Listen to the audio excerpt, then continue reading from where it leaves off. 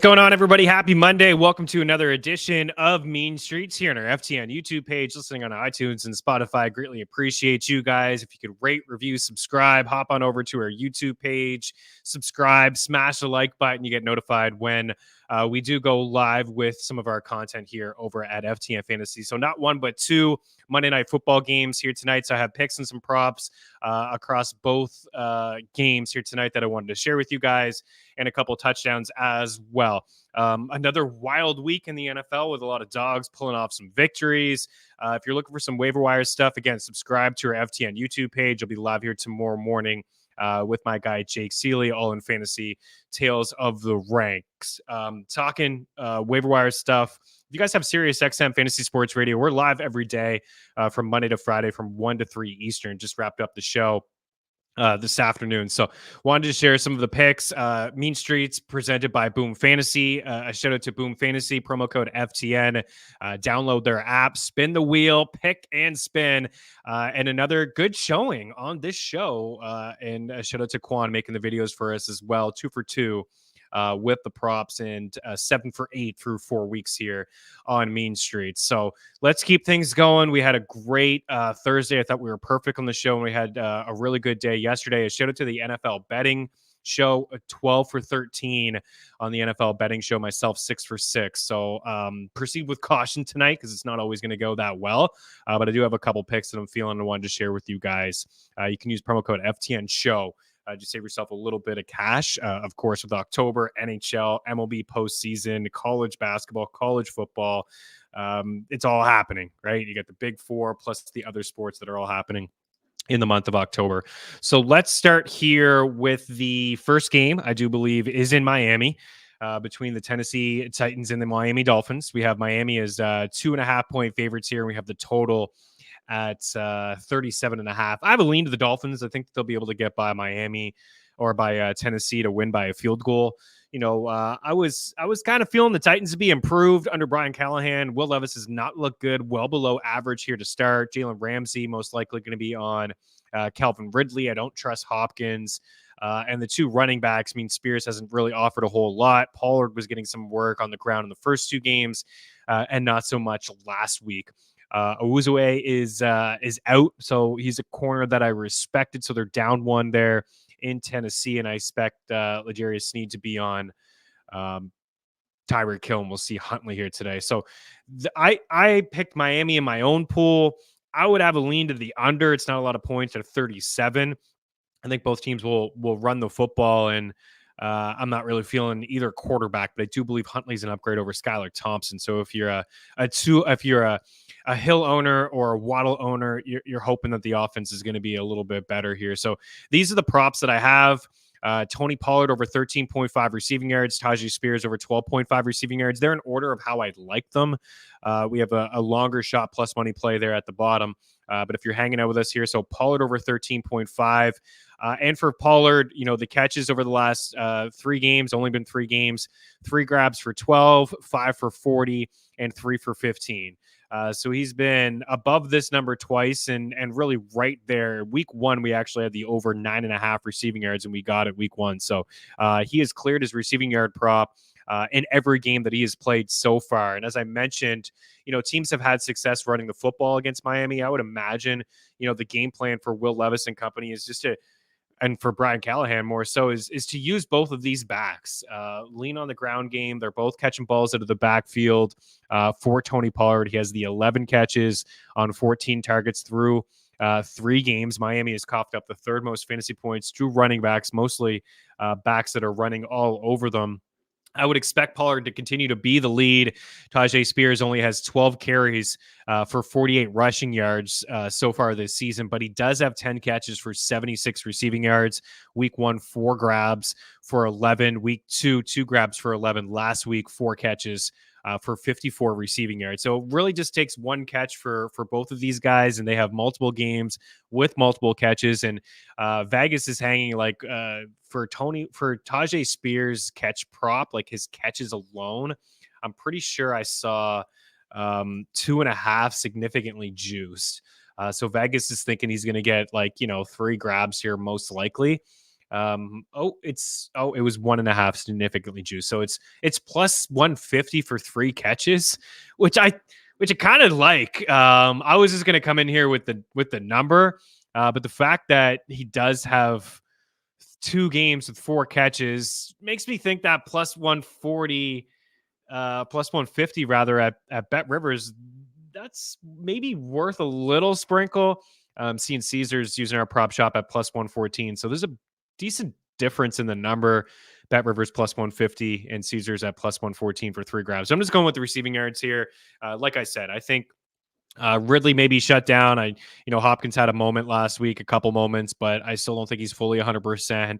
I'd say he may have the better day than Calvin Ridley, but I'm just going to go with the 2 running backs and the receiving yards here. I'm in on Tyler Huntley over 30.5 rushing yards as well. I know that he can run. It's been a minute since we've seen the former Pro Bowler under center. But the last time he did have a full game, he had 8 carries for 40 rushing yards. And he's got a couple on the NFL resume with 31 and 41. He's got a couple in the mid-20s as well. I think there could be some creativity to the offense here with Mike McDaniel. Could see some RPOs and using these running backs and really just trying to find creative ways to get the ball in Tyreek Hill's hands. I've never seen Tyreek Hill's numbers so low. His catches 4.5 and his receiving yards at 50.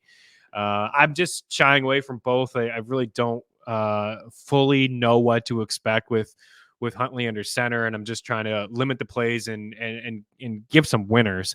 I think like 50 receiving yards is just such a low number.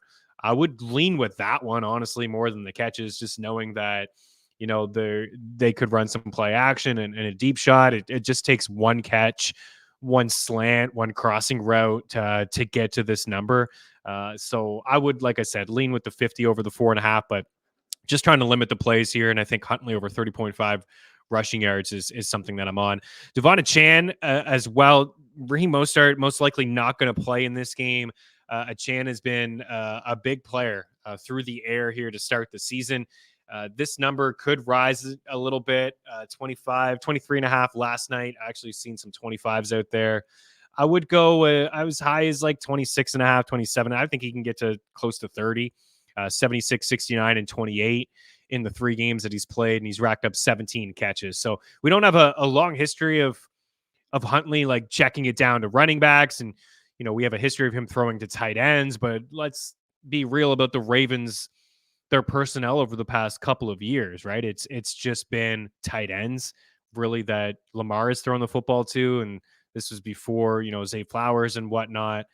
So I could sit here and say that Tyler Huntley is going to target Jonnu Smith all day, and Jonnu Smith may have a couple catches. He may have a better day than Waddle or Hill. I don't think so. His receiving yard prop is 15.5. Again, I could see maybe a couple catches for Jonnu from Huntley, but Achane really should get a lot of work here with no Raheem Mostert again. We'll see how involved Jalen Wright is, but for the most part, it's been Achane who's been getting a ton of the opportunities and the touches. Week 1, 17 opportunities. That's carries and targets. Week 2, 22 attempts and 7 targets. That's 29 opportunities. And last week, only 11 carries. That they were down in that game, and maybe they were kind of trying to keep him fresh a little bit, but 16 opportunities overall and had the 3 catches for 28. As for Waddle, it's my quote unquote long shot play of the day, but I bet it myself, and plus 100 for him to have 4 catches. I mean, it has it in every game. Of course, Tua in week 1 with 5, and Tua for the most part in week 2 with 4. But last week he had 4 catches for 26 yards. He's not doing anything. Like, from a fantasy perspective, I wouldn't be starting him this week. You may have to, maybe in a situation where you have to start him. But 4 catches at plus 100 with L'Jarius Sneed on Tyreek Hill. I think he does have the better matchup here tonight at over 3.5 catches there.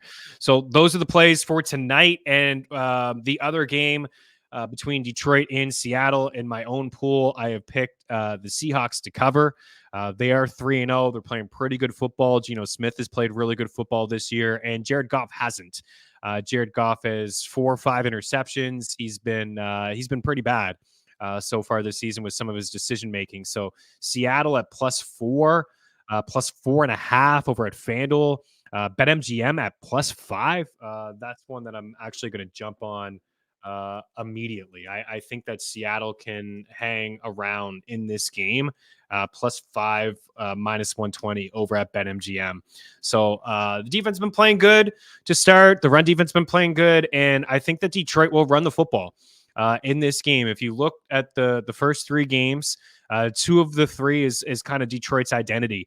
I thought they got away from their identity in week 2 against Tampa, a game where it wasn't like they lost the game, but it wasn't like a 2-score game at really any point, I don't think. And Jared Goff tossed the ball like 50 plus times, which is just not the recipe for success. It's just not really, again, to their strengths. Lean on the offensive line and use both of these running backs. So last week we saw Montgomery with 23 rushing attempts. He has a touchdown in each one of his games so far this season on the ground, and he had the 17 carries in week 1. So the 50 attempts for Goff is an outlier. I don't think he'll live in that range too often this year. And last week we saw Detroit get back to what they do best and run the football against Arizona. Between Gibbs and Montgomery, we saw 39 rushing attempts for those 2 guys. So Gibbs has had double-digit carries in every game. Montgomery with the 17 and the 23 that got away from the ground game week 2. I think this number has changed to 14.5 now, but it's still like a decent price at around -110. I think he lives in the 15-16 type range. If they get up, we know that he's the closer and they lean on him. But I think Montgomery against Seattle, and I don't think Seattle will have success running the football against Detroit. They are a good run defense. Teams are passing on them. They understand that they're not having success running the football against their rush defense. They're among the leaders in allowing yards and receiving yards to quarterbacks and to wide receivers. So DK Metcalf has been great in back-to-back games. He's hit the century mark. He has a touchdown in each game. Week 1, 29 yards. Patrick Surtain. It's just something we have to talk about every week that Detroit faces, or Denver rather, faces a top wide receiver. We saw Surtain shut down Garrett Wilson for the most part yesterday. George Pickens' dud game has been against Patrick Surtain. DK Metcalf's dud game has been against Patrick Surtain. He's the deep threat, the big play guy inside this offense. 61.5 receiving yards for DK Metcalf. Right there with Dave Montgomery is my favorite plays in the game. And I'm in on Tyler Lockett too.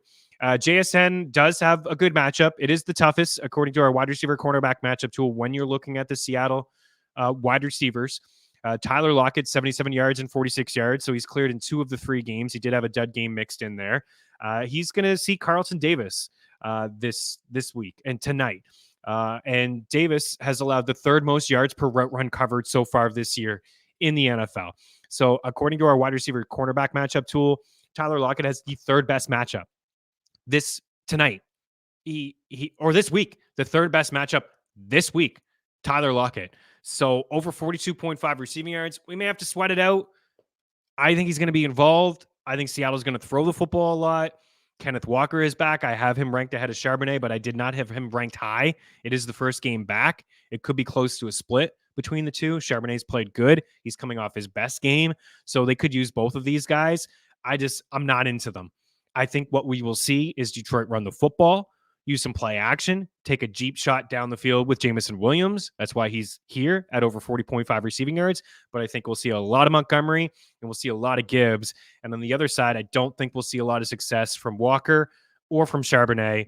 So Geno Smith down here at +125 for 2 passing touchdowns is interesting to me, taking advantage of the weak part of Detroit's defense, which is their secondary. So we're in on DK Metcalf at over 61.5. We're in on Lockett at over 42.5. The long shot here from Geno Smith, over 1.5 passing touchdowns, +125. Montgomery at 13.5 rushing attempts, and Jameson Williams at 40.5. So I've just thrown 10 props at you, which is a lot. I'm more interested in this game than I am Miami and Tennessee.